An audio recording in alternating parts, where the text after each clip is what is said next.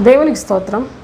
దేవుని యొక్క పరిశుద్ధ నామములో ప్రభువునందు ప్రియ సహోదరి సహోదరులందరికీ నా వందనములు తెలియజేస్తున్నాను. ప్రభు అయిన తండ్రి ప్రవక్త అయిన ఇర్మియా ద్వారా ఆయన తన ప్రజలకు మరి ఎటువంటి ప్రేమ చూపించాడో, వారు ఏ విధముగా దేవుని యొక్క మాట మీద తిరుగుబాటు చేసి ఉన్నారో, అలాంటి పరిస్థితుల్లో ప్రభు వారిని ఏ విధంగా శిక్షించడానికి కూడా పూనుకొని ఉన్నాడో ఈ యొక్క లేఖనములను మనం జ్ఞాపకం చేసుకున్నట ద్వారా ఆత్మీయ జీవితంలో ప్రభు యొక్క ప్రేమకు మనము నమ్మకముగా, కృతజ్ఞతాపూర్వకముగా, యథార్థమైన మనస్సుతో జీవించి మేలు పొందుటకు ఈ పరిశుద్ధ లేఖనాలు ప్రభు సన్నిధిలో మనం జ్ఞాపకం చేసుకుంటూ ఉన్నాం. అయితే ఇర్మియా గ్రంథం 13వ అధ్యాయం 12వ వచనం నుంచి చదువుకుందాం. కాబట్టి నీవు వారితో చెప్పవలసిన మాట ఏదనగా, ఇశ్రాయేల్ దేవుడైన యెహోవా ఈలాగు సెలవిచ్చుచున్నాడు, ప్రతి సిద్ధెయు ద్రాక్షరసముతో నింపబడును. ప్రతి సిద్ధెయు ద్రాక్షరసముతో నింపబడునని మాకు తెలియదా అని వారు నీతో అనిన ఎడల, చూడండి, ప్రతి సిద్ధెయు ద్రాక్షరసముతో నింపబడును. ప్రతి సిద్ధెయు ద్రాక్షరసముతో నింపబడునని మాకు తెలియదా అని వారు నీతో అనిన ఎడల నీవు వారితో ఈ మాట చెప్పుము. యెహోవా సెలవిచ్చినదేమనగా, ఈ దేశ నివాసులందరినీ దావీదు సింహాసనం మీద కూర్చుండు రాజులనేమి, యాజకులనేమి, ప్రవక్తలనేమి, యెరూషలేము నివాసులనందరినీ నేను మత్తులుగా చేయబోచున్నాను అని చెప్పాడు. దేవుని యొక్క మాటలు నిర్లక్ష్య పెట్టినట్లయితే అట్టి వారి జీవితంలో క్షేమం అనేది ఉండదు సోదరులారా. దేవుని మాట ప్రకారముగా అనుసరించి జీవించట అది కొంచెం కష్టంగానే ఉంటుంది, కానీ దానిలో మనం సాధన చేయాలి. అప్పుడే దాని ఫలితం చాలా శ్రేష్టమైనదిగా మీ జీవితంలో మీరు పొందగలరు. ప్రభు అయిన దేవుడు తన యొక్క ప్రజలు తన యందే భయభక్తులు కలిగి జీవించి సదాకాలము ఆయన ఆశీర్వాదాలకు పాత్రులుగా ఉండాలని తండ్రి యొక్క చిత్తం. కానీ ప్రజలకి అది ఎంత మాత్రం కూడాను ఇష్టం ఉండదట సోదరులారా. మనం చదువుకున్నాం గత వీడియోస్లో, నరుని నడుమునకు నడికట్టు అంటియున్న రీతిగా ఈ ప్రజలను నన్ను అంటియుండ చేసితిని. అయినప్పటికీ వారు దేవుని యొక్క మాటలను వినలేదని, దేవుని యొక్క మాటలు వినని కారణముగా మరి ఆ నడికట్టు ఏ విధముగా పాడైపోయిందో, అది పనికిరానిది అయిపోయిందో ఆ విధముగా అయిపోయారని కూడా మనం గత వీడియోలో చూసాము సోదరులారా. అయితే ప్రభు అంటున్నాడు, దేవుని యొక్క మాట వినని కారణాన ప్రజలందరూ కూడా వారి హృదయములు పాడైపోయి, వారి మనస్సులు పాడైపోయి, వారి జీవితంలో వారి ప్రవర్తన అంతా కూడా పాడైపోవటం అనేది మనం చాలా ప్రజలందరినీ మనం కూడా చూస్తున్నాం.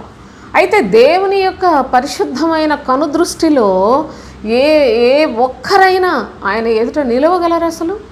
కానీ ఆయన దయ చొప్పున, ఆయన కృప చొప్పున మనలను జ్ఞాపకం చేసుకొని ప్రభు అయిన తండ్రి మనకు కూడా అతి శ్రేష్టమైన నిత్య జీవమునకు సంబంధించిన సంగతులు బోధిస్తూ ఉన్నాడంటే, ఈ కడవరి దినములలో నిజముగా అసలు అపాత్రులము, మనము దేవుని యొక్క కృపను పొందటానికి యోగ్యత లేని వారము సోదరులారా.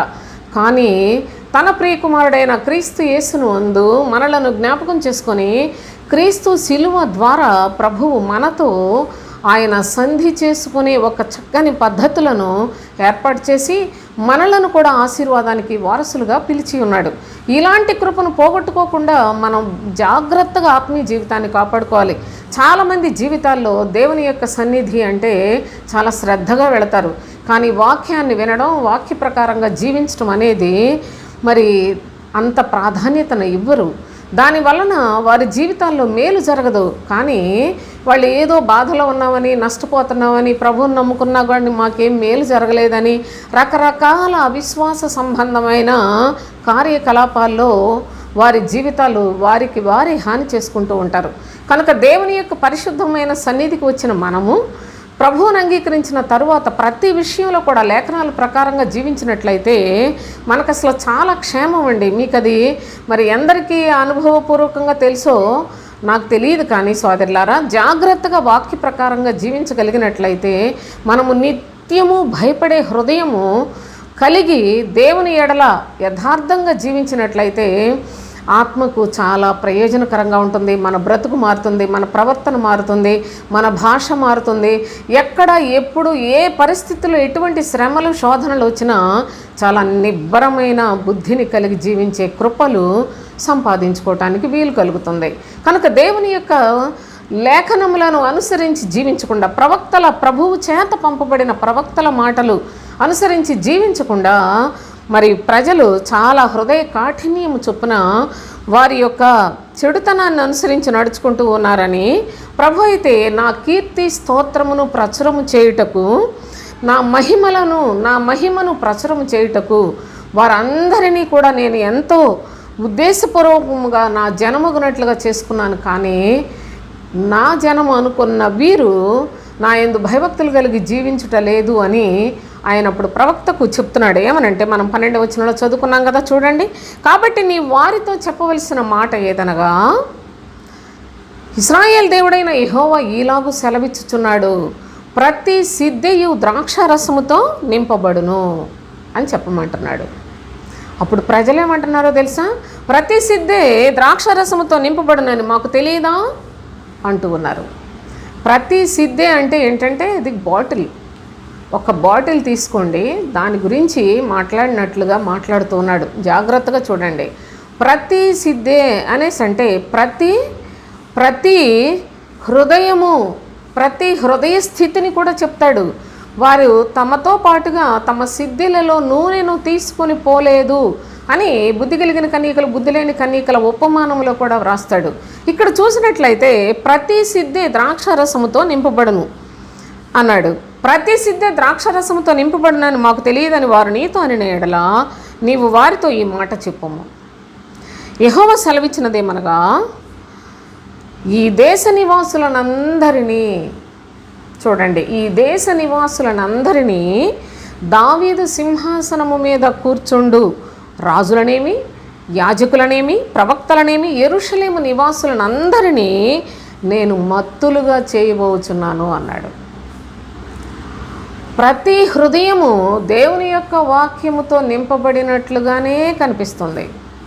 ప్రతి సిద్ధె కూడా ద్రాక్షారసముతో నింపబడుతుంది. అయితే చూడండి, వాక్యములో రకరకాల అనుభవాలు ఉన్నాయి.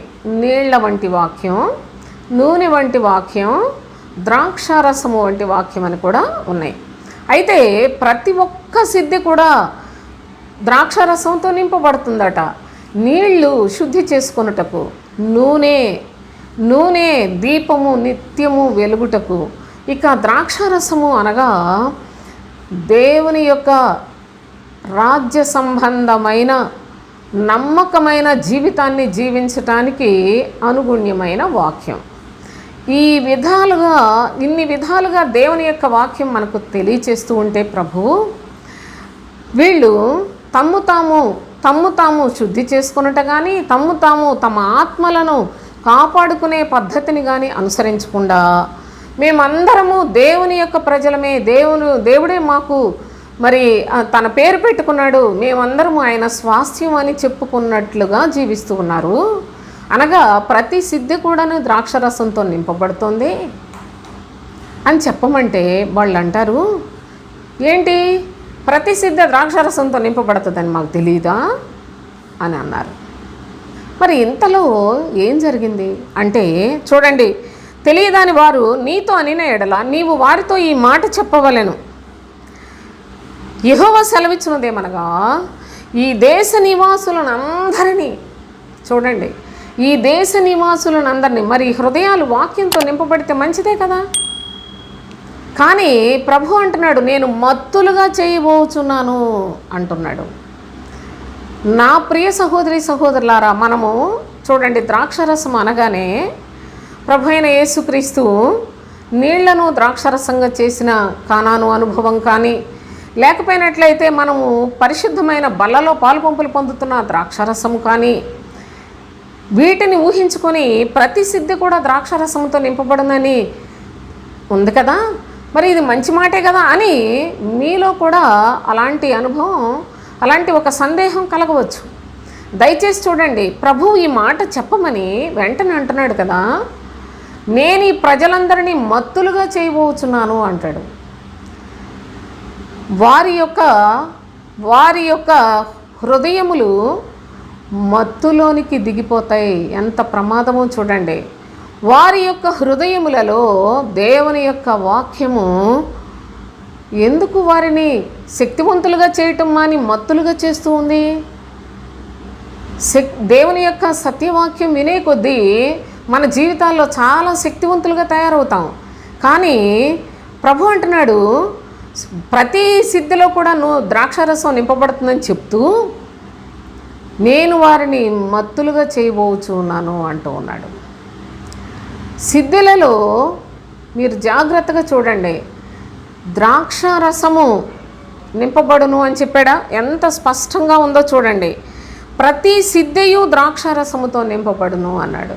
అనగా దేవుని యొక్క లేఖనాల ప్రకారంగా జీవించడం మానేసి వాక్యాలు వింటూ బాగా అన్నీ మాకు తెలిసిపోతున్నాయి అనుకుంటున్నారు. ఇదే చాలా ప్రమాదం సోదరులారా. దేవుని ప్రజలే, ప్రభువుకు అంటియున్న ప్రజలే, దేవుని యొక్క సన్నిధిలో చక్కగా దాచిపెట్టబడినట్లు భద్రపరిచిన ప్రజలే. మనం చదువుకున్నాం, గత వీడియోలో చూసాం సోదరులారా. యొక్క అవిసె నారతోటి నడికట్టును కొనుక్కొని అది నీ నడుముకు కట్టుకొని కొద్ది రోజులు అయిపోయిన తర్వాత దాన్ని తీసుకెళ్ళి యూఫ్రటీస్ దగ్గర ఒక మరి బండ బీటలో దానిని దాచిపెట్టమని చెప్పాడు. ఆ బండ బీటలో దాచిపెట్టడానికి చాలా పదిలంగా దాచిపెట్టిన ప్రజలే. కానీ వారు దేవుని యొక్క మాటను వినుటకు ఇష్టము లేని ప్రజలుగా ఉన్నట్లు లేఖనాలు చూస్తున్నాం. వాక్య ప్రకారంగా జీవించటం లేదు. వాళ్ళందరూ కూడాను భయంకరమైన అన్య దేవతలను పూజిస్తూ వాటికి నమస్కారము చేయదుమని, వాటిని అనుసరిస్తామని నా మాట విననులక తమ హృదయ కాఠిన్యము చొప్పున నడుచుకుంటున్నారు అన్నాడు. అన్య దేవతలను అనుసరిస్తారట. అన్య దేవతలంటే చెప్పాను, వారిని అనుసరించుట ఎంత ప్రమాదమో చెప్పాను. ప్రభు అయిన దేవుడు తన ప్రియకుమారుని మన కొరకు అర్పణగా చేస్తే కుమారుని యొక్క బోధను విడిచిపెట్టేసి కుమారుడు అనుభవించిన శిలువ యాతన ఆ యొక్క దృశ్యాన్ని అంతటినీ కూడా మీ హృదయంలో భద్రపరుచుకొని క్రీస్తుకు కృతజ్ఞత కలిగి జీవించాలనే మనసును విడిచిపెట్టి మేము దేవుని యొక్క ప్రజలమే, దేవునితో ఉన్నాము, దేవుని మాటలే వింటాము, ఇక మాకు లోకంతో పని లేదు అనుకుంటూనే ప్రజలందరూ కూడా మనుషులు తమకై తామే బోధకులు అనుకొని వచ్చిన వారి యొక్క బోధలకు అలవాటు పడిపోయి వారినే పూజించి, వారినే నమస్కరించి, వారినే వెంబడించి ప్రభు యొక్క మాట వినటం లేదు. ఇది అసలు దేవుడికి కోపం కలిగించిన, చాలా బాధ కలిగించిన సంగతి. కనుకనే ప్రభువు ఈ విధముగా చెప్తూ ఉన్నాడు, ప్రతి సిద్ధే ద్రాక్షారసముతో నింపబడుతుందట. కానీ ద్రాక్షారసముతో నింపబడిన సంగతి వీళ్ళందరికీ కూడా తెలుసు. వాక్యం వింటున్నారు, దేవుని మాటలు వింటున్నారు, ప్రవక్త చెప్పే మాటలు వింటున్నారు. కానీ ప్రభు అంటున్నాడు, నేను వారిని మత్తులుగా చేయబోచున్నానని చెప్పు. ఎవరెవరిని? ఈ దేశ నివాసస్తులను అందరినీ, దావీదు సింహాసనం ముందు కూర్చుండు రాజులను, యాజకులను, ప్రవక్తలను, మొత్తాన్ని యెరూషలేము నివాసులను అందరినీ కూడా మత్తులుగా చేయబోచున్నాను అని చెప్పమంటూ ఉన్నాడు.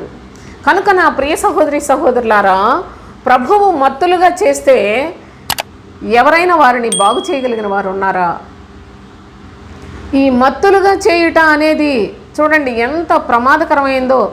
నేను ఈ విషయాన్ని కూడా మీకు చెప్పడం కేవలము క్రైస్తవ జీవితము ప్రభువునందు భయభక్తులు కలిగి ఉంటే ఎంత ప్రయోజనకరమో, ప్రభు యొక్క మాట ప్రకారముగా జీవించని ఈనాటి క్రైస్తవులందరికీ కూడా అది ఎంత ప్రమాదమో కూడా తెలుసుకొని ఆ ప్రమాదకరమైన స్థితిలో నుంచి బయటకు వస్తారని ప్రేమ కలిగిన తండ్రి ఆయన ప్రేమతో హెచ్చరించుచున్న మాటలుగా వీటిని మనం జ్ఞాపకం చేసుకుంటూ ఉన్నాం.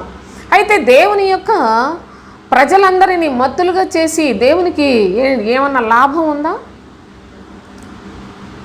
చూడండి, ప్రజలు కూడా ప్రభు మాట ప్రకారముగా జీవించకపోవటం వలన వారికి ఏమైనా లాభం ఉందా? దేవుని పని ఎంత పాడైపోతుందో గమనించండి.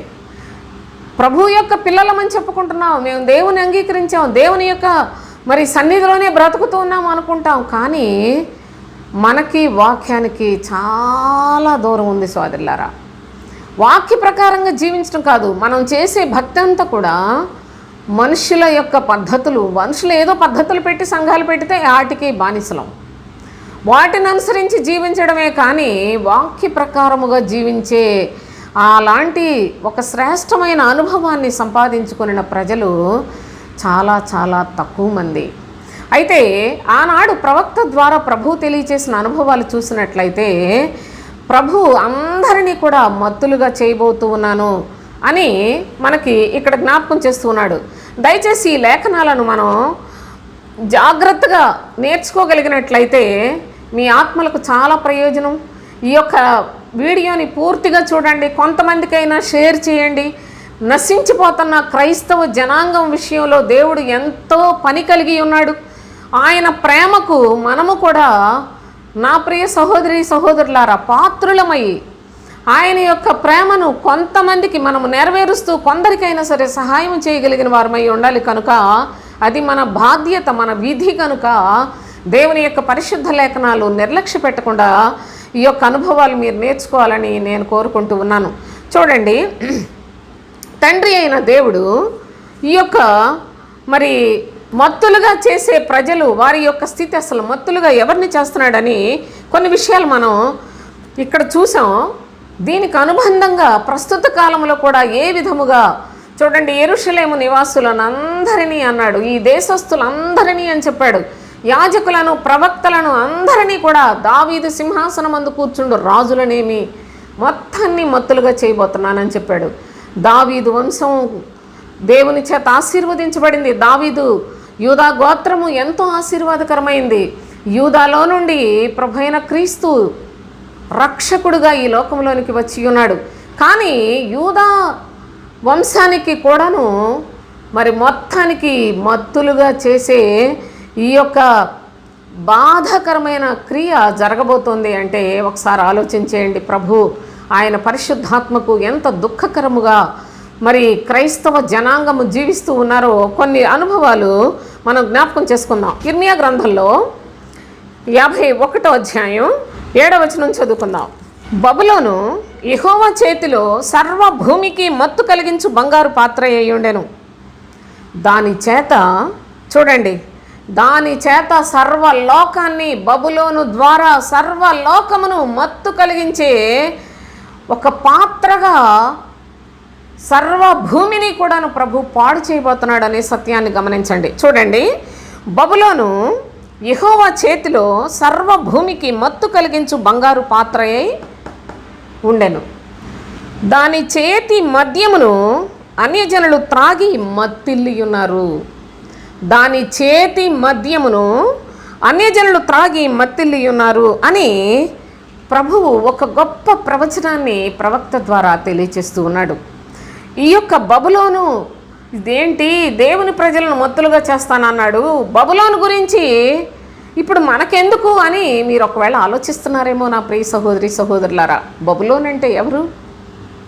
బబులోను అనగా దయచేసి జ్ఞాపకం చేసుకునండి, 1 అన్య ప్రజలు, 2 దేవుని నమ్ముకున్నాం, దేవుని సేవకులము అని చెప్పి అన్య బోధలు బోధించేవాళ్ళు అనగా క్రీస్తు బోధను బోధించని వారందరూ శరీర సంబంధమైన బోధలు చేస్తూ శరీర సంబంధమైన వాటి కొరకే బోధించే బోధకులు మొత్తం ఆ బోధలు విని వాళ్ళను వెంబడించి ఆ సంఘాల్లో ఉండే ప్రజలందరికీ కలిపి ఒక పేరు పెట్టాడు ప్రభు, బబులోను అని. ఈ బబులోను అనగా ఈ దేవుని నమ్ముకున్నామన్న ప్రజలు, రెండవది అన్య ప్రజలు మొత్తం మొత్తాన్ని కలిపి మాట్లాడుతున్నాడు. ఎందుకంటే మీరు దేవుని యందు నమ్మిక ఉంచామని చెప్పుకున్నప్పటికీ మీ క్రియలన్నీ లోకస్తుల్లాగే జీవిస్తే మీరు లోకస్తుల కంటే గొప్పోళ్ళ? ఒకసారి ఆలోచించేయండి. ప్రభు అయిన తండ్రి అందుకే చెప్తాడు ఈ బబులోను గురించి. ఇంతకుముందు నేను వీడియోలు కూడా చేశాను సోదరులారా. బబులోను దానికి 2 ముఖాలు ఉన్నాయి. మామూలుగా ఒకే ముఖం ఉన్నట్లయితే కొంత అర్థమవుతుంది. ఇది అందుకే కొంచెం కష్టం కూడాను. జాగ్రత్తగా వినండి. చూడండి, బబులోను అనేది ఒకసారి మనం అక్కడ నేను మీకు ఆ ముక్క చెప్తే మీకు చాలా చక్కగా అర్థమవుతుంది. ప్రకటన గ్రంథం 17వ అధ్యాయం చూడండి, మొదటి నుంచి. ఆ 7 పాత్రలను పట్టుకుని ఉన్న 7 దేవదూతల్లో ఒకడు వచ్చి నాతో మాట్లాడుచు ఇలాగూ చెప్పాను, నీవిక్కడికి రమ్ము, విస్తార జలముల మీద కూర్చున్న మహావేశ్యకు చేయబడు తీర్పు నీకు కనబరిచేదను అన్నాడు. విస్తార జలముల మీద కూర్చున్న మహావేశ్యకు చేయబడు తీర్పు నీకు కనుబరిచేదను అని చెప్పాడు. ఈ విస్తార జలముల మీద కూర్చున్న మహావేశ్య ఎవరు? 15వ వచనం చూడండి, అదే అధ్యాయం 15వ వచనం. మరియు ఆ దూత నాతో ఇలాగూ చెప్పాను, ఆ వేశ్య కూర్చున్న చోట నీవు చూచిన జలములు ప్రజలను, జనసమూహములను, జనములను, ఆయా భాషలు మాట్లాడు వారిని సూచించును. చూడండి, ఈ విస్తార జలములు అంటే ఏంటంటే, మనకి విస్తార జలముల మీద కూర్చున్న మహావేశ్య అంటే బాగా చాలా నీరు కనిపిస్తుందండి, ఆ నీరు మీద ఒక వేసి కూర్చొని ఉంది అని ఏదో నోటికొచ్చిన కథ నేను చెప్పట్లేదు సోదరులారా. చాలా జాగ్రత్తగా పరిశుద్ధ లేఖనాల్లో భయముతో ఈ యొక్క భాష అంతా కూడా పరలోక సంబంధమైంది కనుక దేవుని యొక్క పిల్లలు వీటిని నేర్చుకొని ప్రతి విధమైన సాతాను తంత్రముల నుండి బయటపడి దేవునికి ఇష్టలుగా మార్పు చెందుతారని ఆశతో చెప్తున్నాను. దయచేసి మీరు కూడా మనస్సు పెట్టి వినండి. మరియు ఆ దూత నాతో ఇలాగ చెప్పాను, ఆ వేశ్య కూర్చున్న చోటు నీవు చూచిన ఆ జలముల మీద కదా అది కూర్చుంది. ఆ జలములు ఏంటనుకున్నావు? ప్రజలను, జనసమూహములను, జనములను, ఆయా భాషలు మాట్లాడు వారిని సూచించును అని చెప్పాడు. ఆయా భాషలు మాట్లాడే ప్రజలందరూ అంతటినీ ఒక పోలికగా ప్రభు అయిన తండ్రి తన భక్తుల ద్వారా తెలియచేస్తున్నాడు. ఏమనంటే విస్తార జలములు. ఆ జలముల మీద కూర్చున్న వాళ్ళు ఎవరో తెలుసా? వేశ్య అన్నాడు. అది మహావేశ్య సోదరులారా. ఈ మహావేశ్య చూడండి, ఇప్పుడు మళ్ళీ మనం 17వ అధ్యాయం 2వ వచనం చదువుదాం. భూరాజులు ఆమెతో వ్యభిచరించిరి, భూనివాసులు ఆమె వ్యభిచార మధ్యములో మత్తులైరి. జాగ్రత్తగా చూడండి, భూరాజులు ఆమెతో వ్యభిచరించిరి. ఎవరి భూరాజులు? భూరాజులు అంటే లోకములో రకరకాల కంట్రీస్ వాటన్నిటినీ పరిపాలించే వాళ్ళ గురించి అసలు చెప్పలేదు. భూరాజులు, భూమి అనగా దేవుని యొక్క ప్రజలు. ఈ దేవుని యొక్క ప్రజలని ఏలుబడి చేస్తుంది ఎవరు? పాస్టర్లు. సంఘాలు పెట్టి ఏ సంఘంలో ప్రజలను ఆ సంఘంలో వాళ్ళ నడిపింపులోనే కదా ఉంటున్నారు. వాళ్ళు ఏది చెప్తే చేస్తున్నారు కదా. కనుక భూరాజులు అని వాళ్ళకి పేరు సోదరులారా. ఈ భూరాజులట ఆ మహావేశ్యతో వ్యభిచరిస్తూ ఉన్నారు. వ్యభిచరించుట అనగా ఏకీభవించుట. చూడండి, వ్యభిచరిస్తూ ఉన్నారు అనగా ఈ లోకములో సమస్తమైన విస్తార జలముల మీద కూర్చున్న మహావేశ్య అది ఘోరమైన కార్యములను చేయించే ఈ యొక్క చెడ్డది మహావేశ్య అని చెప్పాడు. ఇది మహావేశ్య అని ఎందరు పాస్టర్లకు తెలుసు. ఇది చక్కగా వాళ్ళందరూ కూడా దాంతో స్నేహం చేస్తూ ఉన్నారు, ఏకీభవిస్తూ ఉన్నారు. అనగా ఈ లోక అధికారి అయిన సాతానుతో ఏకీభవించి, సాతాను యొక్క ఆలోచనతో ఏకీభవించి ఈ పాస్టర్లు కూడా బోధలు చేస్తున్నారే. ప్రభువు బోధ ఆత్మ సంబంధమైనది, పరలోక సంబంధమైనది. కానీ ఈ భూరాజులు వేశ్యతో ఏకీభవించుచున్నవారు, వ్యభిచరించుచున్నవారు, వీరి యొక్క బోధలు శరీర సంబంధమైన బోధలు. ఎంత దూరం ఎందుకండి మనకి, చక్కగా ప్రార్థనకి వెళ్ళి వాక్యం విని ఏదో ఒకటి మన వరకు ప్రార్థన చేసుకొని వాక్యం చదువుకుంటే మరి మనకు సరిపోద్ది కదా. ఇది అంతా ఎందుకు అంటే పరిశుద్ధుడైన తండ్రి వీటన్నిటినీ జయించి వచ్చిన వాడే పరలోకానికి వస్తాడని చెప్పాడండి. కనుక ప్రతి మాట మన కొరకు మనం నేర్చుకోవాలి, మనం వాటిని అభ్యాసం చెయ్యాలి, సాధన చెయ్యాలి. దేవుని యొక్క స్వరూపములోనికి, దేవ స్వభావమందు పాలివారిగా ఉండాలి. క్రీస్తు స్వరూపములోనికి మనము కూడా మార్పు చెందాలి. అప్పుడే మనము ఆయనతో కూడా యుగ యుగములు జీవించడానికి, అనగా నిత్య జీవం పొందటానికి వీలు కలుగుతుంది. కనుకనే ఈ సంగతులు మనం నిశ్చయంగా నేర్చుకోవాలి సోదరులారా. అసలు ఇవి ఎంతో మరుగు చేయబడిన సంగతులు, వాటిని తెలుసుకుంటే కూడా గొప్ప భాగ్యం కదా. ఇది దేవుని యొక్క పిల్లలకు మాత్రమే సాధ్యం అనే సంగతిని కూడా గమనించండి. సరే, భూరాజులు ఈ మహావేశ్యతో వ్యభిచరించి, చూడండి, భూనివాసులు చూచినట్లయితే ఆమె యొక్క వ్యభిచార మద్యములో మత్తులైరి అన్నాడు. భూరాజులు అనగా పాస్టర్లు, అనగా తమకు తామే వచ్చిన పాస్టర్లు, వాళ్ళంతా బోధకులుగా ఈ లోకంలో తమకు తామే వారి గొప్పతనాన్ని వాళ్లే పోషించుకుంటూ ప్రజల చేత మెప్పు పొందుతూ వాళ్ళని మోసం చేస్తూ సోదరులారా సాతానుతోటి ఏకీభవించిన వారు వీళ్ళందరూ అనే సత్యాన్ని గమనించండి.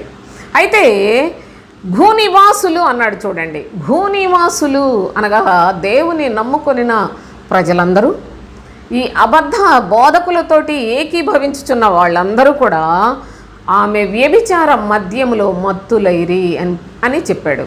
ఇంతకీ మహావేశ్య ఎవరు? ఈ యొక్క భూరాజులు ఇదంతా ఏంటిది అసలు అనేసి మనం చూసినట్లయితే దయచేసి అదే అధ్యాయంలో 16-17 వచనాలు చూడండి. నీవు ఆ 10 కొమ్ములు గల మృగమును చూచితివే, వారు ఆ వేశ్యను ద్వేషించి దానిని దిక్కులేని దానిగాను దిగంబరినిగాను చేసి దాని మాంసము భక్షించి అగ్నిచేత దానిని బొత్తిగా కాల్చివేతురు. జాగ్రత్తగా చూడండి. నీవు ఆ 10 కొమ్ములు గల ఆ మృగమును చూచితివే, వారు ఆ వేశ్యను ద్వేషించి. 10 కొమ్ములు, మృగము ఇదంతా నాశనకరమైన హేయ వస్తువు, వాడి సమూహము. అనగా వీళ్ళంతా కూడా ఎంత గమ్మత్తు చేస్తున్నారంటే, వేశ్యనైతే ఆ వేశ్యను దానిని ద్వేషించినట్టే ద్వేషిస్తున్నారు. అనగా లోకంలో మనం సాతాను మనుషులం కాదు, మనం ప్రభు బిడ్డలం అని చెప్పుకునేలాగా మాట్లాడుతున్నారు. మాట్లాడి దానిని దిక్కులేని దానిగాను దిగంబరినిగాను చేశారు. అనగా దిక్కులేని దానిగా అంటే ఏ విగ్రహం జోలికి వెళ్ళరు, ఏ విగ్రహాలు పూజలు చేసే పని ఉండదు, అన్యులు అని చూడండి. చాలామంది క్రైస్తవ సమాజానికి ఏదో నష్టం జరిగిపోతుంది, క్రైస్తవ సంఘానికి ఏదో అయిపోతుంది, చర్చీలు కాలిపోతున్నాయి, చర్చీలను తగలబెట్టేస్తున్నారు అని చాలా బాధపడిపోతున్నారే. ఈ బాధపడే వాళ్ళందరినీ చూసిన వాళ్ళు వీళ్ళు ఏమనుకుంటారో తెలుసా? అమ్మో బాబోయ్, ఈయనకి ఎంత ఆసక్తి ఉందో దేవుని ఎడల అనుకుంటారు. కానీ వాళ్ళు ఇంకా ప్రమాదకరమైన వాళ్ళు సోదరులారా. ఎందుకంటే నిజముగా ప్రభువుని అంగీకరించిన వాళ్ళందరూ కూడా దేవతల్ని, అన్య విగ్రహాలను, వాటన్నిటినీ విడిచిపెట్టేసి దేవుని దగ్గరికి వచ్చినంత వరకు బాగానే ఉంటుంది. కానీ అక్కడే మొదలవుతుంది అసలైన మోసం. ఈ భూరాజులు ఈ మహావేశ్యతోటి వ్యభిచారం చేస్తున్నారు. ఆ సంగతి మాత్రం చాలా సీక్రెట్గా ఉంచుతారు.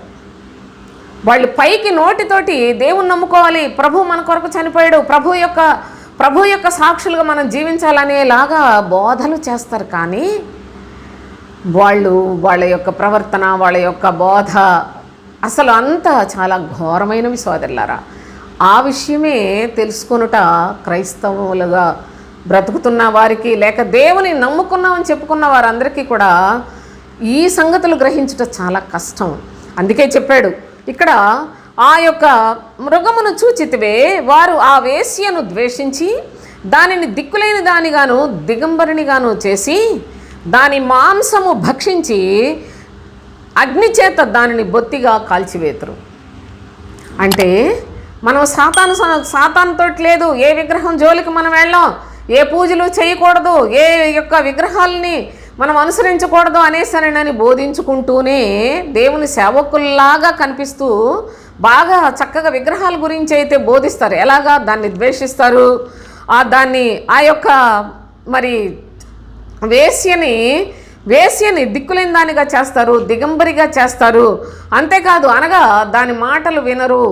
సాతాను పూజలు చేయకూడదు, సాతాను విగ్రహాలు మనం సేవించకూడదు, వాళ్ళు పెట్టింది తినకూడదు, వాళ్ళ ఆచారాల్లో మనం పాలు పొందకూడదు, వాళ్ళు చేసేది ఏది కూడా మనం చేయకూడదని చెప్పుకున్నంత వరకు అనగా దాన్ని దిగంబరిగా చేస్తున్నారు, దిక్కులేని దానిగా చేస్తున్నారు.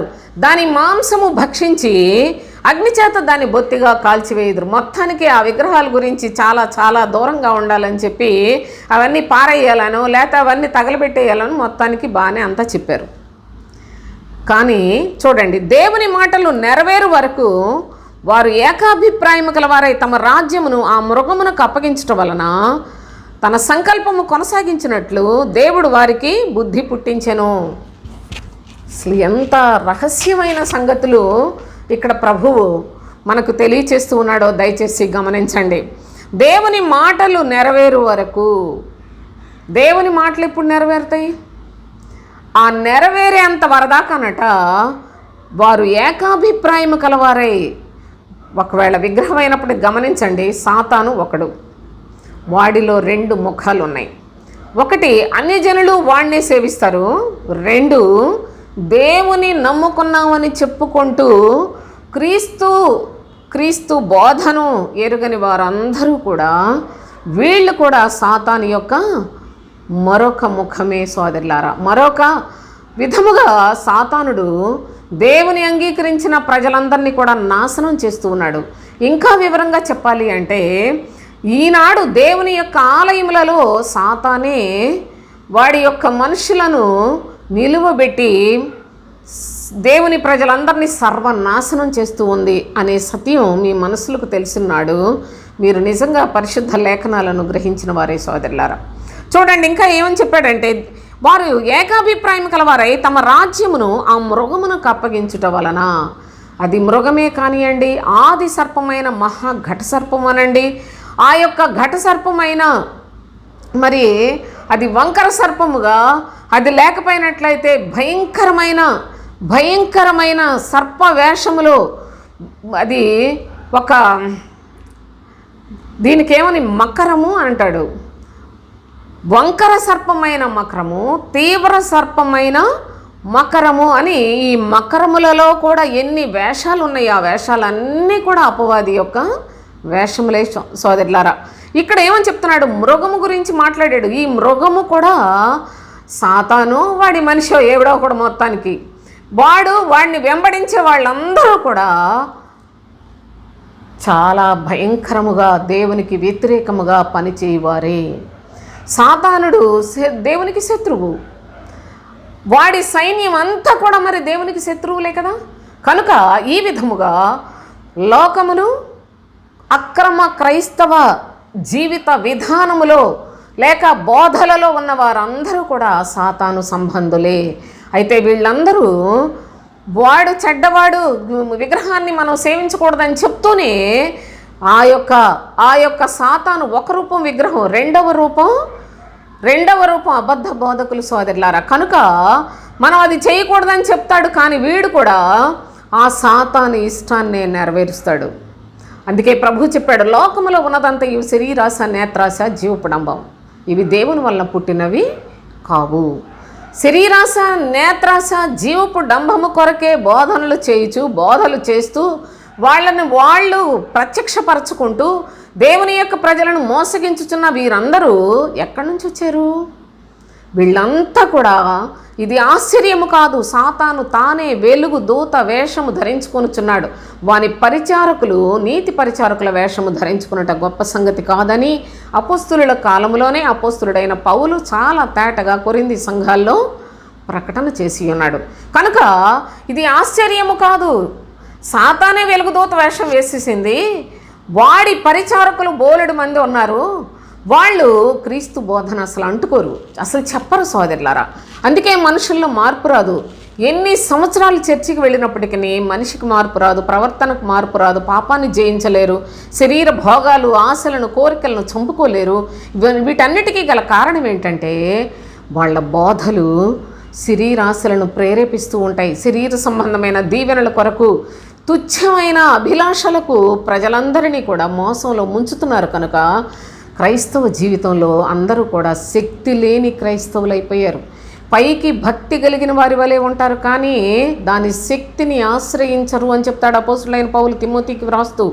కనుక దేవుని యొక్క లేఖనముల ప్రకారముగా ఈనాడు క్రైస్తవులని అనుకుంటున్నారు, కానీ అందరూ భక్తిహీనులే, అనగా శక్తి లేని క్రైస్తవులే. శక్తి లేనివాడు భక్తిహీనుడే సోదరులారా. కనుక భక్తిహీనులు అంటే వాళ్ళు ఎంత ప్రమాదమైన స్థితిలో ఉన్నారో, వాళ్ళకి ఎటువంటి శిక్షలు ఉన్నాయో చాలా లేఖనాలు పరిశుద్ధ గ్రంథంలో వ్రాసిపెట్టాడు. కనుక దేవుని యొక్క వాక్యాన్ని మనం గమనించినట్లయితే ఈ యొక్క బబులోను అనే దాని గురించి నేను మీకు ఒక్క మాట చెబుదాం అనుకున్నాను, కానీ అది అర్థం కాకుండా ముందుకెళ్ళిపోతానేమోనని కొంత సమయం దాన్ని తీసుకోవాల్సి వచ్చింది. చూడండి, వారు ఏకాభిప్రాయం కలిగి తమ రాజ్యం ఆ మృగమునకు అప్పగించడం వలన తమ సంకల్పము కొనసాగించినట్లు, సాతాను వాడి యొక్క మనుషులు వాళ్ళందరూ ఏకాభిప్రాయముతోటి తమ సంకల్పమును కొనసాగించినట్లు దేవుడు వారికి బుద్ధి పుట్టించెను. వాళ్ళ చెడుతనమే, వాళ్ళ యొక్క మోసమే ఏలుబడి చేసేలాగా కొంతవరకు ప్రభువే వారికి అనుమతినిచ్చేసాడట. అందుకనే అబద్ధ బోధలు ఇంత విస్తరించిపోతూ ఉన్నాయి. అబద్ధ బోధకులను చూడండి, వాళ్ళకి ఒక్కటి కూడా దేవుని భక్తులకు ఉండవలసిన లక్షణాలు ఒక్క లక్షణం కూడా ఉండదు. కానీ పెద్ద పెద్ద పాస్టర్లని వాళ్ళు వాళ్ళ పేరు పెట్టుకొని చాలా వాళ్ళల్లో వాళ్ళే అతిశయిస్తూ, వాళ్ళల్లో వాళ్ళే గొప్ప చేసుకుంటూ, వాళ్ళను వాళ్ళే ప్రభువు కన్నా ఎక్కువగా సుఖానుభవాలు కోరుకుంటూ వాళ్ళు అతిశయించి ప్రజలందరినీ భ్రష్టులుగా చేస్తూ ఉన్నారు సోదరులారా. అయితే చూడండి 18వ వచనం చూడండి, ప్రకటన 17:18. మరియు నీవు చూచిన ఆ స్త్రీ భూరాజుల నేలు ఆ మహాపట్టణమే అన్నాడు. భూరాజుల నేలు ఆ మహాపట్టణమే, అదే బబులోను. జాగ్రత్తగా గమనించండి. ఆ యొక్క మహాపట్టణము దాని యొక్క స్థితిగతులన్నిటినీ కూడా పరలోకమందున్న తండ్రి లేఖనాల్లో ఏనాడో ప్రవక్తల ద్వారా పలికించాడు సోదరులారా. కనుకనే దేవుని యొక్క లేఖనాల్లో మీరు చూసినట్లయితే బబులోను అనగా అదేదో బబులోను మనకు సంబంధించింది కాదు అని మీరు దయచేసి పొరపడొద్దు. ఇదంతా చాలా సీక్రెట్గా, చాలా రహస్యంగా సాతాను వాడి పని చేస్తూ ఉన్నాడు. ప్రభువు తన పిల్లలకు కూడా వారి ఆత్మలకు తోడయ్యుండి ఆత్మ సంబంధమైన సంగతులను చాలా తేటగా బయలుపరుస్తూ వాళ్ళని పరిశుద్ధులుగా తయారు చేసుకోవటానికి ఆయన కూడా చాలా పనిని శ్రద్ధతో చేయిస్తూ ఉన్నాడు సోదరులారా. తన ప్రియకుమారుణ్ణే లోకానికి అర్పణ చేశాడు. తన ప్రియకుమారుణ్ణే ఇచ్చినవాడు తన యందు కుమారుని యందు విశ్వాసం ఉంచిన వారిని కాపాడాడు. ఆ విధంగా ప్రభు అయిన తండ్రి కూడా కాపాడుతూ ఉన్నాడు. ఆయన యందు విశ్వాసం కలిగిన వారిని విడిచిపెట్టడు. క్రీస్తు బోధలో నిలిచిన వారు ఈ లోకమందు శ్రమలు అనుభవించినప్పటికీ వారిదే విజయము అనే సత్యాన్ని మాత్రం మర్చిపోకండి. సరే, ఇప్పుడు చూడండి, ఈ యొక్క బబులోను మనం చదువుకున్నాం ఇందాక. యెహోవా చేతిలో మత్తు పుట్టించే ఒక బంగారు పాత్రగా ఉన్నది అనే సత్యాన్ని గమనించాం. అది ఎందుకు అంటే చూడండి, యిర్మీయా గ్రంథం 51వ అధ్యాయంలో చదువుకున్నాం కదా, 7వ వచనం. బబులోను యెహోవా చేతిలో సర్వభూమికి మత్తు కలిగించు బంగారు పాత్ర అయి ఉండెను అన్నాడు. బబులోను యెహోవా చేతిలో సర్వభూమికి అన్నాడు, అనగా సమస్తమైన దేవుని ప్రజలందరికీ కూడా మత్తు కలిగించు ఒక బంగారు పాత్ర చూస్తే తళ్ళ మెరిసిపోయినట్లు చాలా చూడటానికి ఆకర్షణీయంగా కనిపిస్తుంది. ఈ బబులోను కూడా, ఈ భక్తిహీనుల మోక కూడా అలాగే కనిపిస్తారు. ఒకవైపు అన్ని జనులు దాన్ని మనం అధిగమించేసాం. అన్ని జనులతో ఏకీభవించక, అన్ని జనుల ఆచారాలు అభ్యసించకుండా, అన్ని జనులతో కలిసి జీవించకుండా చాలా వరకు వచ్చాం. కానీ అబద్ధ బోధకులు అన్యజనులతో కలిసిపోతూనే, అన్యజనుల కోరికలు ఎలా ఉంటాయో వీళ్ళకి అలాంటి కోరికలే. వాళ్ళు బోధించే బోధనలో కూడా అలాంటి లోక సంబంధమైన ఆశీర్వాదాలు, దీవెనలు, స్వస్థతలు, అద్భుతాలు, మహత్కార్యాలు వాళ్ళ మొత్తం అంతా కూడా ఇదే అనగా లోకం చుట్టూనే త్రిప్పుతూ ఉంటారు, పరలోకం వైపు ఒక్కళ్ళని కూడా చూడనివ్వరండి. అందుకే యేసయ్య చెప్పాడు, అయ్యో శాస్త్రులారా, పరిసయ్యులారా, మీ మతంలో ఒకరిని కలుపుకోవటానికి మొత్తం చుట్టూ తిరిగి వస్తారు, కానీ మీరు వెళ్ళరు పరలోకానికి, వాళ్ళని వెళ్ళనివ్వరని చెప్పాడు. కనుక ఎంతో ప్రమాదకరమైన పరిస్థితులు ఈనాడు క్రైస్తవ్యంలో ఉన్నాయని గ్రహించగలిగినట్లయితే, మీరు సత్యమును అన్వేషించువారైతే, మీరు సత్యమునందు సంతోషించువారైతే, మీరు సత్యమును ఎలాగైనా సరే గ్రహించాలి అనే ఆశ కలిగిన వారైతే ఈ లేఖనములను జాగ్రత్తగా చూడండి. ఈ ఛానల్లో మొట్టమొదటి నుంచి కూడా చాలా వీడియోస్ మీరు చూడగలిగినట్లయితే పరిశుద్ధ గ్రంథం చాలా చక్కగా అర్థమవుతుంది. కనుక దేవుని యొక్క లేఖనాల్లో ఈ విధంగా ప్రభువు సర్వభూమికి మత్తు కలిగించు బంగారు పాత్ర అనగా, దేవుని నమ్ముకున్న వాళ్ళు ఒక అబద్ధ బోధకుడు చాలా అందంగా కనబడుతున్నాడు అనుకొని, చాలా గొప్పగా దేవుడు దీవించేటటాలనే అనుకొని వాళ్ళ దగ్గరికి వెళ్ళినంతగా సత్యమును వెంబడించరు అనే సంగతి గ్రహించండి. అందుకే ప్రభు అయిన యేసుక్రీస్తు చెప్పాడు, ఇరుకు మార్గములో ప్రవేశించుటకు పోరాడండి, ఇరుకు మార్గంలో నడుచుకోనండి, ఇరుకు ద్వారములో ప్రవేశించండి. విశాలానికి చాలామంది వెళతారు, అది నాశనం అని చెప్పాడు. కనుక అనేకులు విశాల మార్గంలో వెళ్ళిపోతున్నారు, ఇరుకు మార్గంలోనికి నడుచుకోవాలని. కానీ ఇరుకు ద్వారము అంటేనే క్రీస్తు అండి. క్రీస్తును అనుసరించి జీవించాలి, క్రీస్తును వెంబడించాలి, క్రీస్తును పోలి జీవించాలి అనే బోధలు ఎక్కడైనా మీకు వినిపిస్తున్నాయో అసలు మీరు పరీక్ష చేయగలిగిన చెవి మీకు ఉండాలి. ఎందుకంటే ప్రభు అయిన తండ్రి మనకి కనులను చెవులను లేకపోయినట్లయితే నోరు చక్కగా ఈ జ్ఞానేంద్రియాలు ఇచ్చింది. ఎందుకంటే చెవి మాటలను పరీక్షిస్తుంది. ఇంకా శరీరంలో ఏ అవయవం ఆ పని చేయలేదు. నా ప్రియ సహోదరి సహోదరులారా, కళ్ళున్నప్పటికీ చెవులు పనిచేయవనుకోండి, వాళ్ళు ఎదుటివారి యొక్క మాటలను గ్రహించలేరు. కనుక చెవి, వినగలిగిన చెవి, ఎవరికైనాను వినగలిగిన చెవి ఉంటే వాళ్ళు ధన్యులు సోదరులారా. ఆ వినగలిగిన చెవి మాటలను పరీక్షిస్తుంది. అంగిలి ఆహారమును రుచి చూచున్నట్లు చెవి మాటలను పరీక్షించదా అన్నాడు భక్తుడు. కనుక దేవుని యొక్క లేఖనాల్లో జాగ్రత్తగా చూడండి. పరీక్షించుట అనేది కూడా అది జ్ఞానవంతుల యొక్క లక్షణం. ప్రతిదాన్ని పరీక్షించుడి అని చక్కగా భక్తులు కూడా అందుకే అపోస్తులు తెలియజేశారు సోదరులారా. కనుక ఇక రెండవ అనుభవాన్ని చూసినట్లయితే, రెండవదిగా ఇర్మియా గ్రంథం 51వ అధ్యాయంలోనే 39వ వచనం, వారు సంతోషించి మేలుకొనక చిరకాల నిద్ర నొందినట్లు వారు దప్పికొనగా వారికి మద్యమునిచ్చి వారిని మత్తెల్ల చేసేదను అన్నాడు.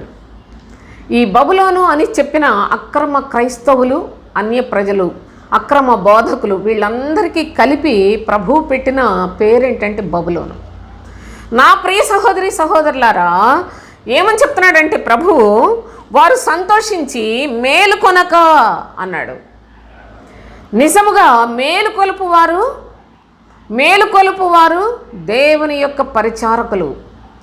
ప్రభువే చెప్తున్నాడు, ఈ అక్రమమైన క్రైస్తవ్యాన్ని అనుసరించే ప్రజలు వారు మేలుకొనక చిరకాల నిద్ర నొందినట్లు అన్నాడు. చిరకాల నిద్ర అంటే ఇంకా వాళ్ళు ఎప్పటికీ సత్యాన్ని తెలుసుకొని లేకుండా, ఒకవేళ వాక్యం విందామనే ఆశ వారికి ఉన్నప్పటికీ చూడండి, వారు దప్పికొనగా వారికి మద్యమునిచ్చి వారిని మత్తిల్ల చేసేదను అన్నాడు.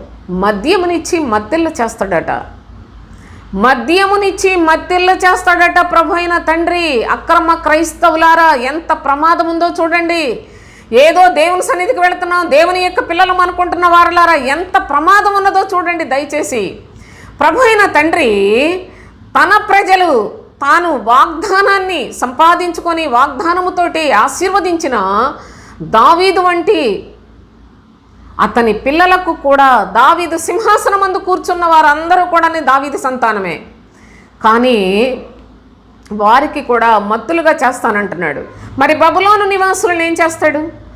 మరి దేవుని సన్నిధికి వెళ్ళి దేవుని ఇష్టానుసారముగా కాకుండా లోకస్తుల్లాగా, నిజానికి వాళ్ళు ధరించే వస్త్రాలు, వాళ్ళ యొక్క వెకిలి మాటలు, వాళ్ళు చేసే అక్రమ బోధలు సోదరులారా, ఇవన్నీ చూసినప్పుడు ప్రభు ఇలాంటి బోధలు, ఆ బోధలను అనుసరించి జీవించే వారందరినీ కూడా ప్రభు ఏం చేయబోతున్నాడో తెలుసా?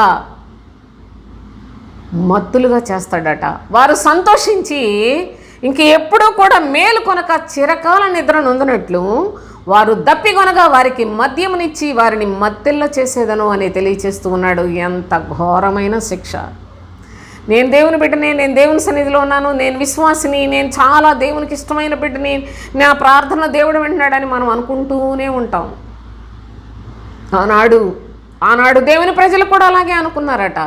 ప్రతి సిద్ధే ద్రాక్షరసముతో నింపబడును అని చెప్పమంటే ప్రతి సిద్ధే ద్రాక్షరసంతో నింపబడునని మాకు తెలియదా అంటూ ఉన్నారు. సరే, వారికి ఈ మాట ప్రకటన చేయము, నేను అందరినీ కూడా మత్తులుగా చేయబోతున్నాను అన్నాడు. మొత్తం మత్తులు ఎంత ప్రమాదకరమైన, ఎంత బాధాకరమైన స్థితి అంటే మత్తుగా ఉండడం. నా ప్రియ సహోదరి సహోదరులారా, ప్రభువే మత్తులుగా చేస్తున్నాడంటే అసలు ఎంత కఠినమైన శిక్షను దేవుడు తన ప్రజలకు ఇచ్చాడో గమనించండి. ఇవ్వబోతున్నాడు కొందరికి, ఇప్పటికీ చాలామందికి ఇచ్చేశాడు. ఈ మత్తులైపోయిన క్రైస్తవులే ఎక్కడ చూసినా. ఇంకా చూడండి, ప్రభు యొక్క లేఖనాల్లో మూడవదిగా చెప్తాను, 51వ అధ్యాయంలోనే 57వ వచనం చూడండి. దాని అధిపతులను, జ్ఞానులను, అధికారులను, సంస్థానాధిపతులను, బలాఢ్యులను మత్తుల చేసేదను. వారు చిరకాల నిద్ర నుండి మేల్కొనకపోదురు. ఇదే రాజువాక్కు. సైన్యములకు అధిపతి యగు యెహోవా అని ఆయనకు పేరు. మన రాజు, సైన్యములకు అధిపతి యగు యెహోవా.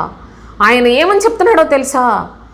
మొత్తాన్ని మత్తులుగా చేయబోతూ ఉన్నాను అంటూనే ఇంకా ఎక్కడో పెద్ద పెద్ద బలాఢ్యులు ఉన్నారు అనుకుంటున్నారేమో. దాని అధిపతులను, జ్ఞానులను, అధికారులను, సంస్థానాధిపతులను, బలాఢ్యులను మత్తిల్ల చేసేదను.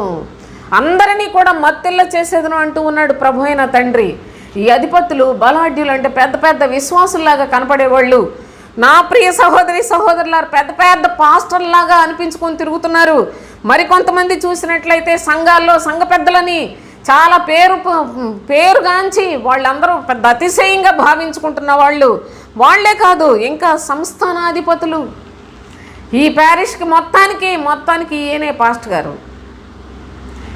నిజానికి ఎంత ప్రమాదమో, ఎంత ప్రమాదకరమైన మరి శాఖలు సంఘాలలో ఉన్నాయో, క్రైస్తవ్యములో ఉన్నాయో.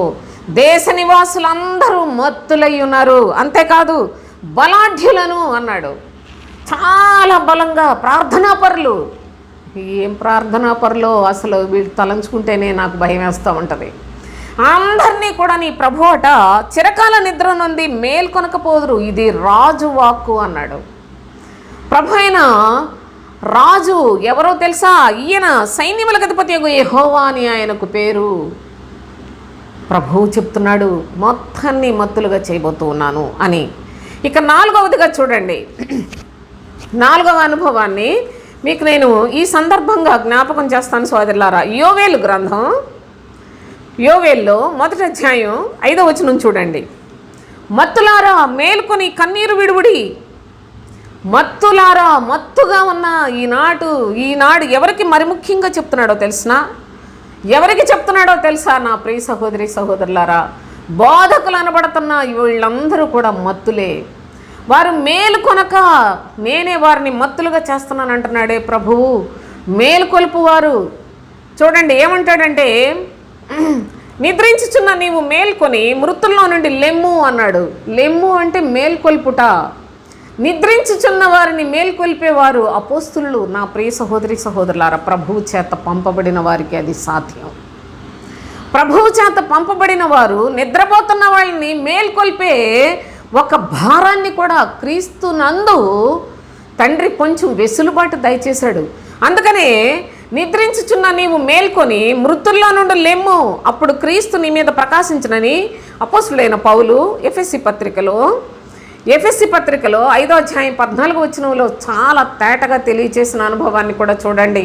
వాళ్ళు నిజంగా నిద్రపోయేవాళ్ళు కాదు, ఏదో మత్తుగా ఏదో తాగి తందనాలు ఆడుకునే మత్తుల కోసం చెప్పలేదు. కేవలము ప్రభువు చేత శిక్షించబడిన ఈ మత్తులు అనగా దేవుని యొక్క మాట వినక, దేవుని యొక్క మాటను అనుసరించి జీవించక, ఆయన కీర్తిని, స్తోత్రమును, మహిమను, ఘనతను, ఆయన ప్రభావాన్ని ప్రజలకు తెలియచేయవలసిన క్రైస్తవులు వాళ్ళే మత్తులైపోయి చేయరాని కార్యములు చేస్తుంటే, చేయరాని కార్యములు చేయుచున్న వారిని శిక్షించితే ఆ మత్తులో ఉన్న వారిని మేల్కొల్పే బాధ్యత అపోస్తులకు ప్రభు అప్పగించినట్లుగా కూడా లేఖనాల్లో నేను మీకు చూపించాను సోదరులారా.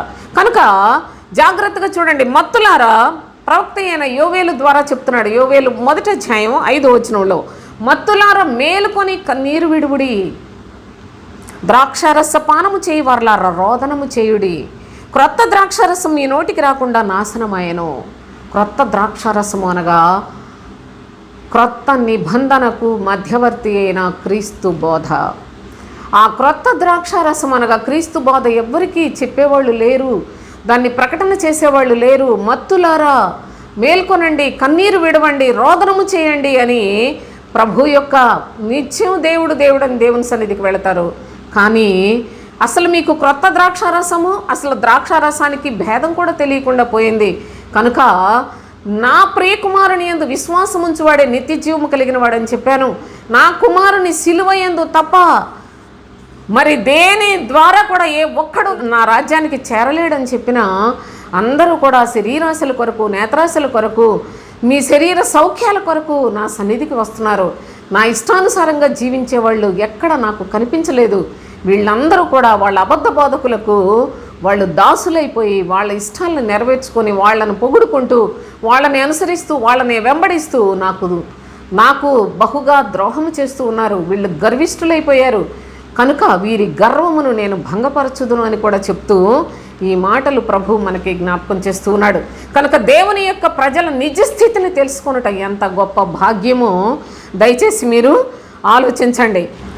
5వదిగా చూసినట్లయితే ఎఫెసీ పత్రిక 5వ అధ్యాయం 18వ వచనం చూడండి. మరియు మద్యముతో మత్తులై ఉండకుడి అని చెప్పాడు. మద్యముతో మత్తులై ఉండకుడి అనగా క్రైస్తవ సంఘములో మద్యం తాగి మత్తుగా ఉంటున్నారా? ఏంటి ఈ మద్యము, ఏంటి ఈ మత్తు అనగా మనకి ప్రవక్త ద్వారా ప్రభువు చెప్పిన గొప్ప ప్రవచనాన్ని మనం జ్ఞాపకం చేసుకున్నాం సోదరులారా. అక్కడ ప్రభు ఏమంటున్నాడు? వారు దప్పికొనగా, మనం ఇర్మియాలో చదువుకున్నాం 51వ అధ్యాయం 39వ వచనంలో, వారు దప్పికొనగా వారికి మద్యమునిచ్చి వారిని మత్తెల్ల చేసేదనని చెప్పాడు. ఒకవేళ దప్పికొనగా దేవుని యొక్క వాక్యం ఎడల ఆశగొనినప్పటికీ వారు నా ఎడల భయభక్తులు కలిగిన వారు కారు. నా పేరు పెట్టుకున్నారు కానీ నా ఇష్టానుసారులుగా బ్రతికేవారు కారు. కనుక వారు దప్పికొంటారు, బాగానే వస్తారు, దేవుని వాక్యం కావాలనుకొని బాగానే ఉంటారు. కానీ వారిని నేను మద్యముతో మత్తెల్ల చేస్తాను, నా మాటలతో వారిని శక్తివంతులుగా చేయను, నా సత్యవాక్యముతో వారిని శక్తివంతులుగా బలవంతులుగా నేను చేయను సరిగదా, వారికి మద్యమునిచ్చి వారిని మత్తెల్ల చేసేదను అని తెలియచేస్తూ ఉన్నాడు. కనుకనే అపోస్తులుడైన పౌలు చెప్తున్నాడు, మద్యముతో మత్తులయ్యి ఉండకుడి. మద్యము అనగా దేవుని యొక్క వాక్యము ఎప్పటికప్పుడు నెరవేరిస్తే అది సత్యవాక్యముగా నీలో నిలిచి ఉండి నిన్ను బలపరుస్తుంది.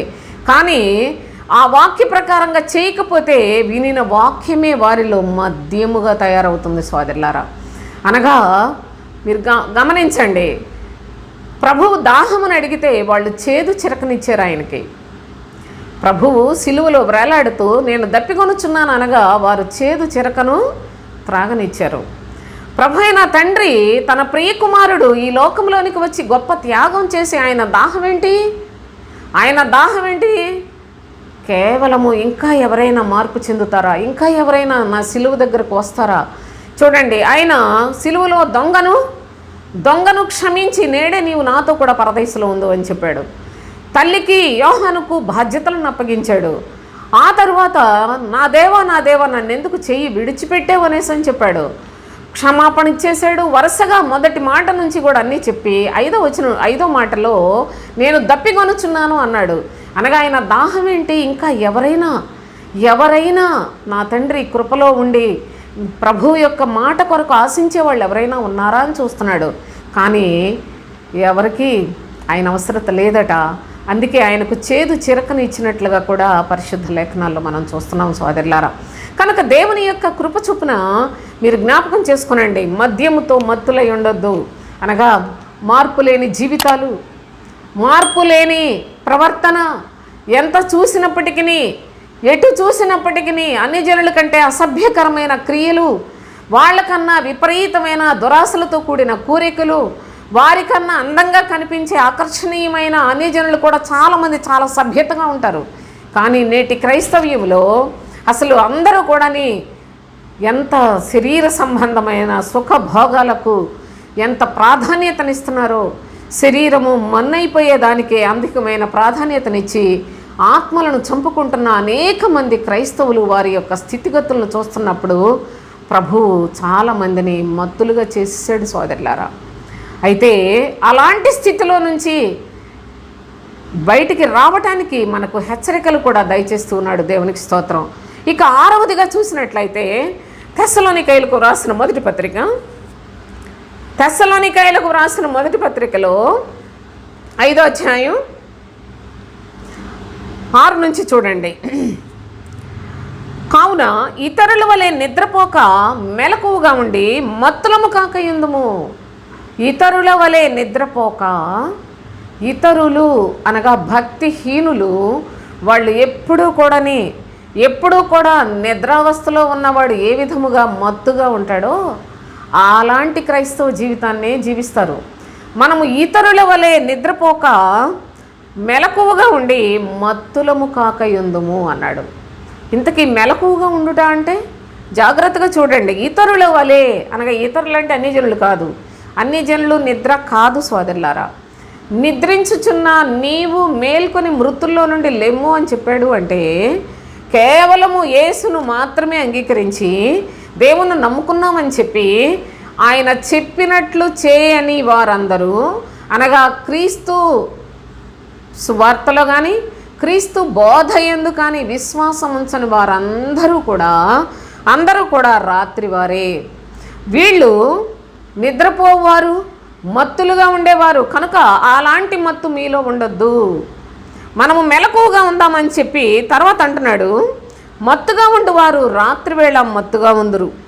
మనము పగటివారమై ఉన్నాము కనుక మత్తులమై ఉండక విశ్వాస ప్రేమలను కవచము, రక్షణ నిరీక్షణను శిరస్త్రాణమును ధరించుకుందాము అని చెప్పాడు.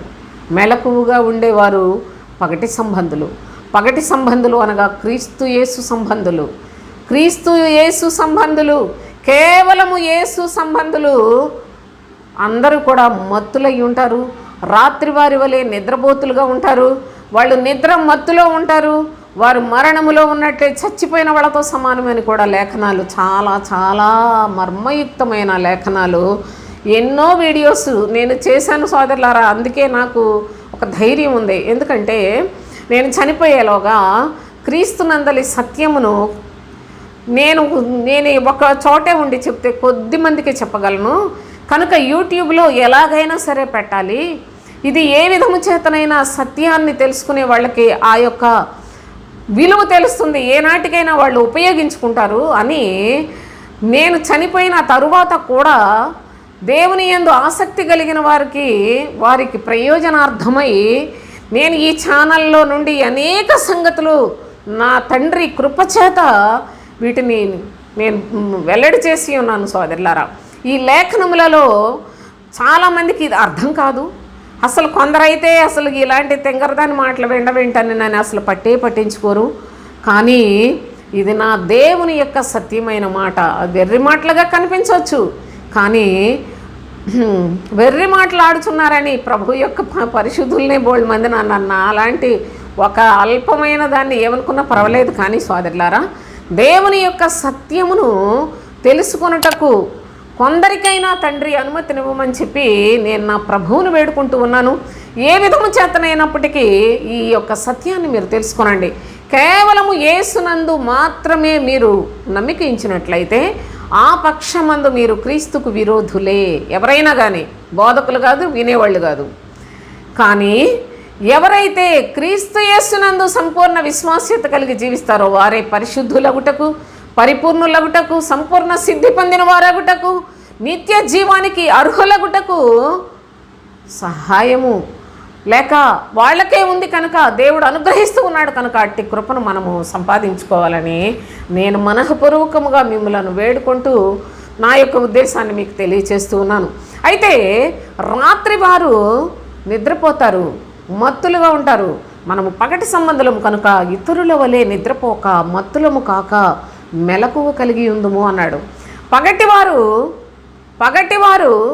వారు నిత్యము సోదరులారా మెలకువ కలిగి జీవించువారే. అనగా క్రీస్తు బోధలో నిలిచి ఉన్నవారు దేన్నైనా తట్టుకునే శక్తి కేవలము క్రీస్తు బోధలో మాత్రమే ఉంది కనుక ఆ వాక్యములోనే, ఎందుకనగా దేవుడు తన పిల్లలని ఎవరిని నిర్ణయించుకున్నాడో వారితో సాతాను బహుగా పోరాడుతుంది. ఆ పోరాటంలో వాళ్ళు తట్టుకొని నిలబడాలన్నా, సాతాన్ని ఎదిరించాలన్నా, సాతాను దాని యొక్క క్రియలన్నిటినీ గుర్తుపట్టాలన్నా, సాతాను యొక్క బంధకాల్లో నుండి కొద్ది మందినైనా సరే బయటికి తీసుకురావాలన్నా అది కేవలము క్రీస్తునందున్న వారికే సాధ్యము కనుక సోదరులారా, ప్రభువు చేత పంపబడిన అపోస్తులుడైన పౌలు చెప్తున్నాడు, మనము పగటి వారమై ఉన్నాము కనుక మత్తులమై ఉండక విశ్వాస ప్రేమలను కవచమును రక్షణ నిరీక్షణయను శిరస్త్రాణమును ధరించుకుందాము అని తెలియచేస్తూ, మనము మత్తులముగా ఉండకూడదు. మత్తులై ఉన్నారా అంటే వాళ్ళందరూ కూడా చిరకాల నిద్ర నొందినట్లు మద్యముతో మత్తిల్లునట్లు ప్రభువే వారిని మత్తులుగా చేస్తాడు అనే సత్యాన్ని గమనించండి. అంతేకాదు మరి దేవుని యొక్క ఘనమైన నామంలోనే ఒక చక్కని అనుభవాన్ని కూడా మరలా మనం చదువుకుందాం సోదరులారా. చూడండి, జకరియా గ్రంథం 12వ అధ్యాయం 2వ వచనం నుంచి చూడండి. నేను యెరూషలేము చుట్టూనున్న జనులందరికీ మత్తు పుట్టించు పాత్రగా చేయబోచున్నాను. శత్రువులు యెరూషలేమునకు ముట్టడి వేయగా అది యూదా మీదికి వచ్చును. ఆ దినమందు నేను యెరూషలేమును సమస్తమైన జనులకు బరువైన రాయిగాను చేతును. దానిని ఎత్తి మోయివారందరూ మిక్కిలి గాయపడుదురు. భూజనులందరూ దానికి విరోధులై కూడుదురు. దేవునికి స్తోత్రం. అసలైన సత్యములు ఎన్ని సంవత్సరాలు గడిచిపోతున్నా ఈ మాటలు ఇంతవరకు అసలు ఎక్కడ బయటికి రాని మాటలు సోదరులారా. మీరు కూడా జాగ్రత్తగా వింటేనే అర్థమవుతుందని నేను అందుకే తరచూ చెప్తాను. అంతేగాని నాకేదో తెలిసిపోయిందని కాదు సుమండి, అపార్థం చేసుకోకండి. ఎప్పుడు దేవుని యొక్క మాటలు బయలుపరుస్తూ ఉన్నప్పుడు తండ్రి అయిన దేవుని మహిమపరచండి. అంతేగాని అపార్థం చేసుకొని నిర్లక్ష్య పెట్టి చులకనగా భావించుకొని నష్టపోకండి. నేను ఇది మీకు చాలా ప్రేమతో చెప్తున్నాను సోదరులారా.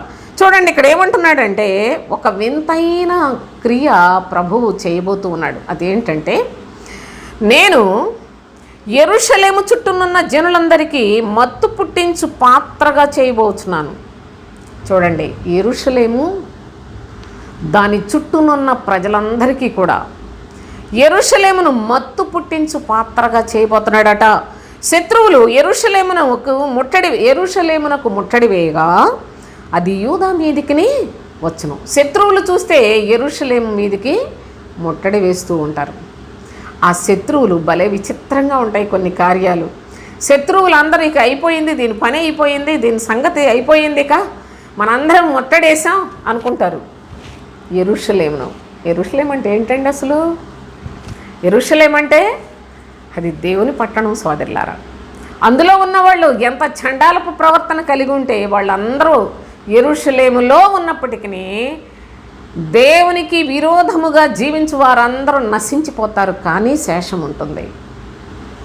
యెరూషలేముకి ఎప్పుడూ సమూలమైన ధ్వంసం, నాశనం ఉండదు సోదరులారా.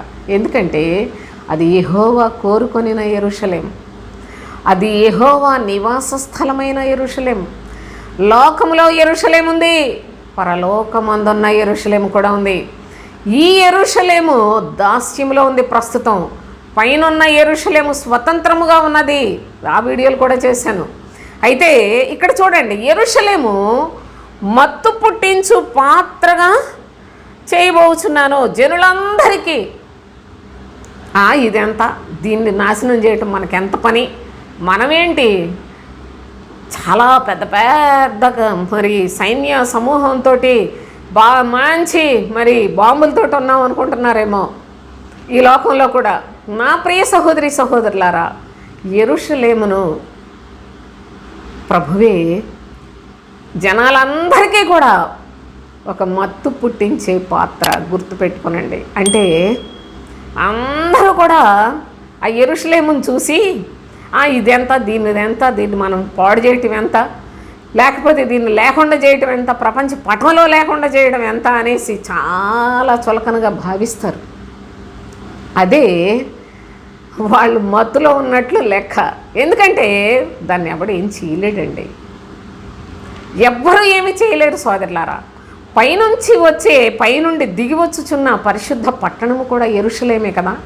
యెరూషలేమును లేకుండా చేయగలిగిన వాడు ఈ సృష్టిలో ఎవ్వడూ లేడు.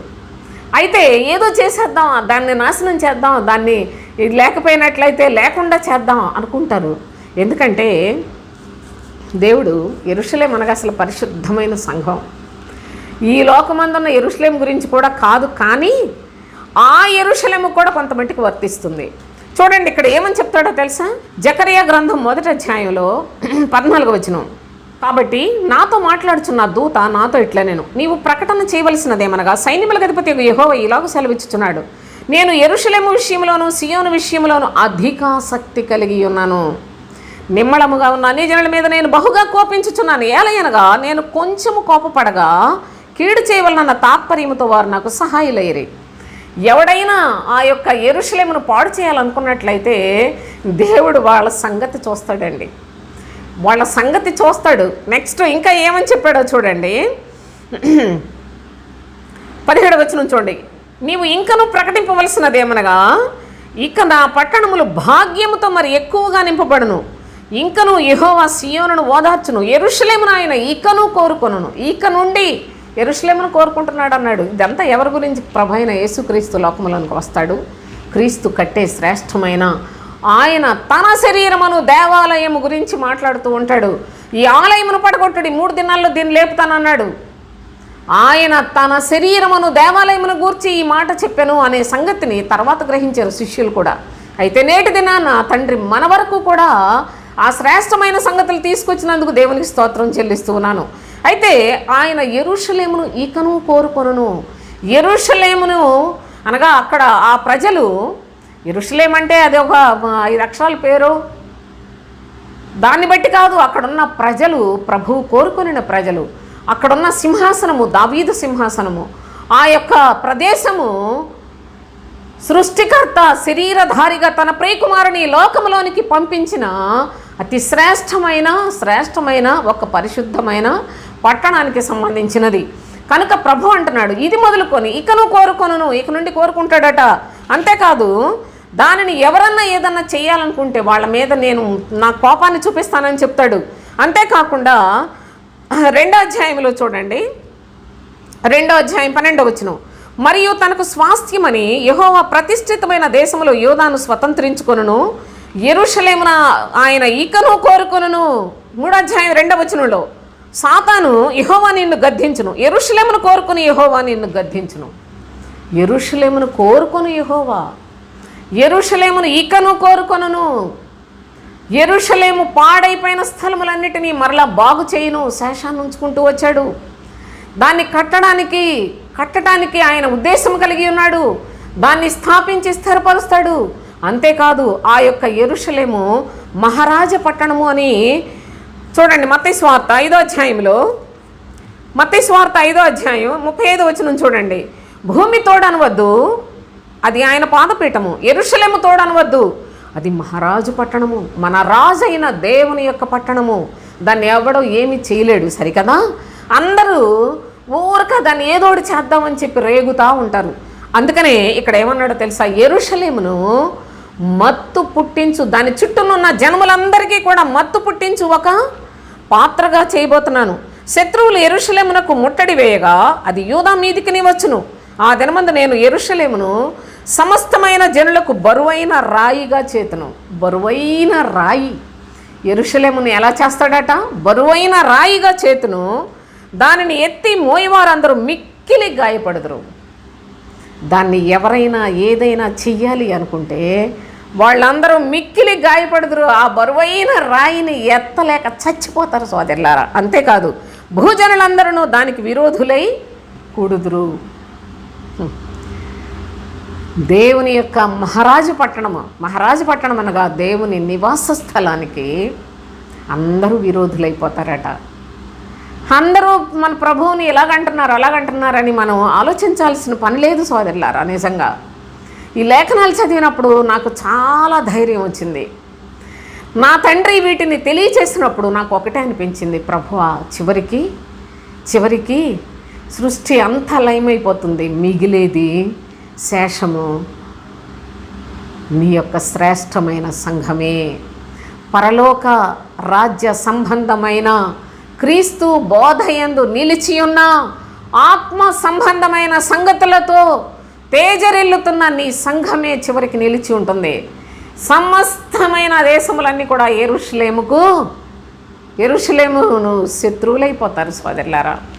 దేవుని యొక్క పరిశుద్ధమైన సంఘానికి శత్రువులైపోతారు. అంతేగా భూజనులందరూ దానికి విరోధులై కూడుదురు. అంతేకాదు యెహోవా వాక్కు, ఇదే యెహోవా వాక్కు, ఆ దినమందు నేను గుర్రములన్నిటికి నీ బెదరును, వాటిని ఎక్కువారికి వెర్రిని పుట్టింతును, యూదా వారి మీద నా దృష్టి ఉంచి జనముల గుర్రములన్నిటికీ అంధత్వం కలుగు చేయుదును. అనగా దేవుని యొక్క ప్రజలను ఎవడైనా ఏదన్నా చేస్తే మొత్తాన్ని కళ్ళు కనిపించకుండా గుడ్డి వారిని చేసి పడేస్తాను అన్నాడు. మీరు గుర్రములను కూర్చుని దాంట్లో చూస్తే ఈ వచనాలు కూడా మీకు అక్కడ ఆ వీడియోస్లో కనిపిస్తాయి. దయచేసి జీసస్ ఈజ్ ద క్రైస్ట్ అనే యొక్క ఛానల్లో మొదటి నుంచి చాలా వీడియోస్లో మీరు నిజంగా దేవుని ఎడల ఆసక్తి కలిగిన వారు శ్రద్ధగా వాక్యాన్ని దగ్గర పెట్టుకొని బైబిల్ దగ్గర పెట్టుకొని అలాగ నేర్చుకోగలిగితే ప్రభువుతో చక్కని బంధం మీకు ఏర్పడుతుంది సోదరులారా. మనందరం ఎవరెవరు ఎక్కడెక్కడో ఉన్నాం, కానీ మనందరము కూడా క్రీస్తు రాజ్యమునకు వారసులమై జీవించినట్లుగా తండ్రి నానా విధములైన పరిశుద్ధ లేఖనాలు మనకు బోధిస్తూ ఉన్నాడు. మత్తుగా ఉండుట అనేది కఠినమైన శిక్ష. ప్రభువు తన పేరు పెట్టుకున్న జనులు, తన సన్నిధికి వచ్చే జనులకు మత్తును వారి జీవితాల్లో ఆయనే కలిగించేస్తూ ఉన్నాడు. కానీ భక్తుడు మత్తులను మేల్కొల్పే చక్కని పద్ధతులు కూడా తెలియచేస్తూ ఉన్నాడు. కనుక మన యొక్క జీవితాల్లో మనము మత్తులుగా ఉండకూడదు. జాగ్రత్తగా చూడండి.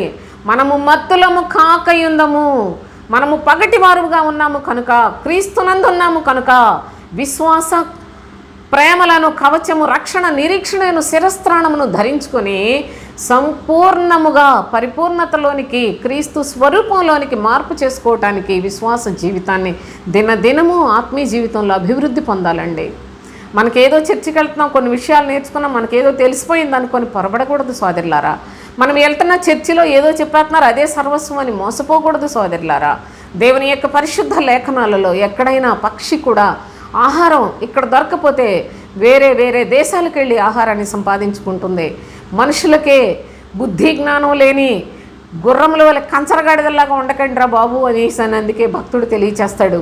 దేవుని యొక్క లేఖనములలో మనము శక్తి కలిగిన వారిగా ఆత్మీయ జీవితంలో నూతన పరచబడుచు దినదినము ప్రభు యొక్క స్వరూపములో ఆయన పోలిక చొప్పున ఎదుగుదల కలిగిన వారిగా బ్రతకటానికి శక్తి కలిగిన లేఖనాలు ఎక్కడ దొరికితే అక్కడ నేను నేర్చుకోవాలనే మనస్సు కలిగిన వాళ్ళు, దేవుని ఎడల భయభక్తులు కలిగిన వాళ్ళు.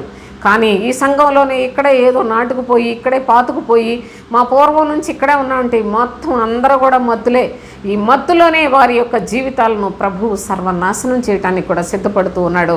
అయితే దీని గురించి మరికొన్ని విషయాలు నెక్స్ట్ వీడియోలో చెప్తాను. దేవునికి స్తోత్రం. ముగించేస్తాను.